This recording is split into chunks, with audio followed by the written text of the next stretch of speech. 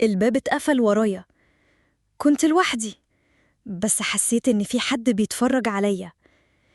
مش شايفة حد، بس الجو كان تقيل، كأن في عينين بتراقبني من ورا الضلمة. قدت رجلي قدام، ولسه صوت مراوح العمارة القديمة شغال. كنت ماشية على السلالم، وفجأة لقيت باب شقة مش مقفول بيتهز، كأن حد جوه بيتحرك.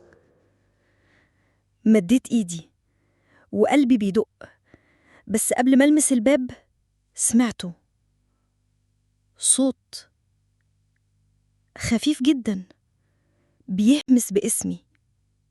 رجعت خطوتين، بس الباب اتفتح لوحده، وبصيت جوه.